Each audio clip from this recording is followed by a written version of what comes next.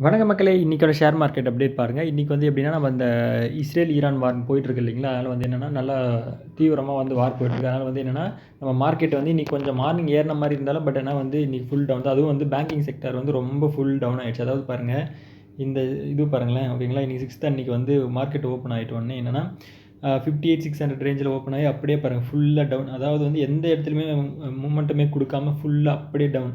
Almost பாருங்க 1200 பாயிண்ட்ஸ்க்கு மேல வந்து இன்னைக்கு வந்து பேங்கிங் ஸ்டாக் வந்து இதுவாயிருக்கு. அதே மாரி தான் மத்த செக்டாருமே வந்து சிலது வந்து ஏறிச்சு. பட் ஆனா வந்து என்னன்னா, மோஸ்ட்லி ஆஃப் ஷேர்ஸ் வந்து இன்னைக்கு வந்து டவுன் தான். அதனால வந்து இப்போ நியூவா பிகினர்ஸ் இன்வெஸ்ட் பண்ணும்போது கொஞ்சம் வெயிட் பண்ணுறது நல்லது. ஏன்னா வந்து போர் வந்து இப்போ டிஸ்கஷன் பண்ண போறதா வந்து கேள்விப்பட்டிருக்கோம். ஓகேங்களா?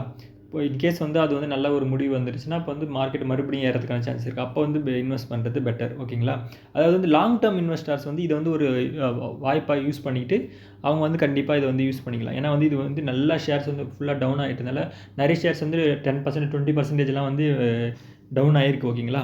அவங்க வந்து இதை வந்து ஒரு வாய்ப்பா பயன்படுத்தினா, அவங்க வந்து லாங் டேர்ம் இன்வெஸ்டருக்கு நல்லா இன்வெஸ்ட் பண்ணாங்கன்னா, அவங்களுக்கு ஃபியூச்சரில் வந்து ஒரு 6 மந்த்லேயே வந்து நல்ல ரிட்டர்ன்ஸ் கிடைக்கிறதுக்கான சான்சஸ் இருக்குது. Thank you.